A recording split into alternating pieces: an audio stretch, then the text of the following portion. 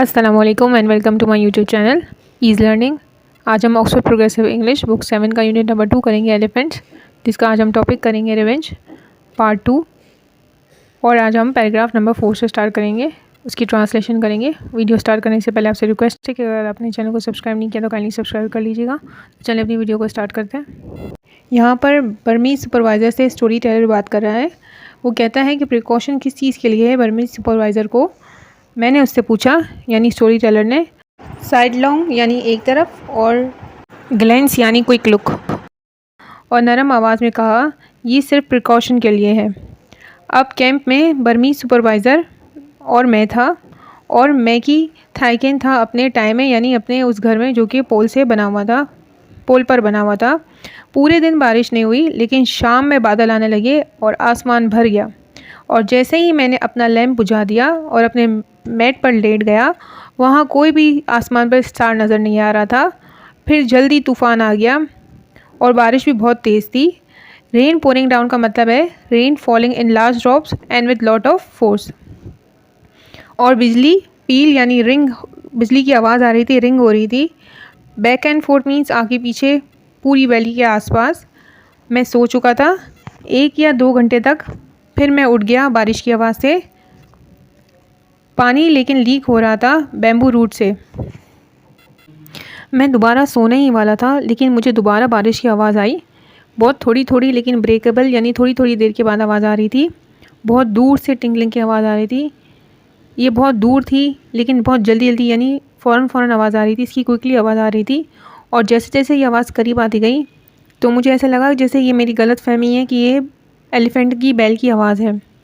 तुमने सुना? मैंने हेज़नऑक यानी बर्मीज़ सुपरवाइज़र को कहा, ये क्या है? तो उसने कहा कि ये काव है, श्यू डॉग। श्यू डॉग जो काव है वो फीमेल एलिफेंट को कहा जाता है। ये लोग फीमेल एलिफेंट को काव कहते थे। एंड ऊसी यानी एलिफेंट राइडर्स अपने एलिफेंट्स को पहचानते हैं उसकी बैल से।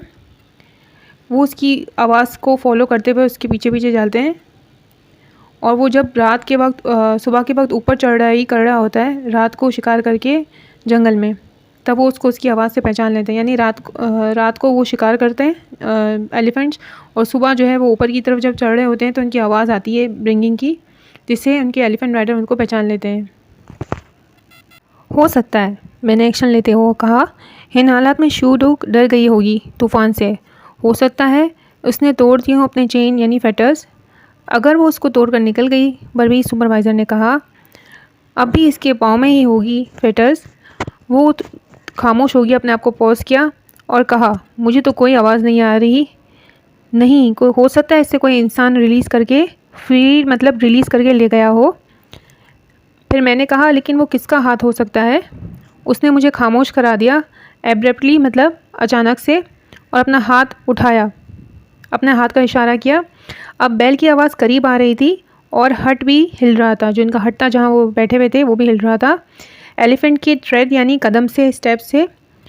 मैंने सीढ़ी की तरफ मूव करना शुरू किया तो बर्मीज़ सुपरवाइज़र यानी हेज़नऑक ने मुझे रोका और खींच लिया।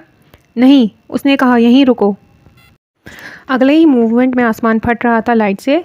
जब एक लम्हे के लिए बिजली चमकी तो मैंने श्यू डॉग को देखा बिल्कुल सामने, जो टाई की तरफ जा रहा था। इसका सर नीचे था और इसकी ट्रंक कर्ल हुई थी, यानी गोल गोल घूमी हुई थी, और इसकी लिप में थी। मैंने जंप लगाई और शुरू किया चिल्लाना, मेके थाइकेन। लेकिन वो पहले ही बैल की आवाज़ सुन चुका था और महसूस कर चुका था। ट्रेमोर कहते हैं शेकिंग को, एलिफेंट्स की शेकिंग को वो सुन चुका था। इसके वज़न से उसकी आवाज़ आ रही थी, एलिफेंट के वज़न से उसको आवाज़ आ चुकी थी। एक आंख फ्लेम यानी फ्लिकर कहते हैं शाइन हुई टाई की विंडो पर, और जो है थाइकिन जो है वो नज़र आया। वरांदा कहते हैं एक ऐसा पार्ट घर का जिसमें आप बाहर की तरफ देख सकते हो। उसके एक हाथ में लैंटर्न था और दूसरे हाथ में हंटिंग राइफ़ल थी। होप आपको अच्छे से समझ आया होगा। अपनी नेक्स्ट वीडियो में हम 7 और 8 पैराग्राफ करेंगे। अगर आपको वीडियो अच्छी लगती है तो काइंडली लाइक करिए, शेयर करिए, सब्सक्राइब करिए। जज़ाकल्लाह।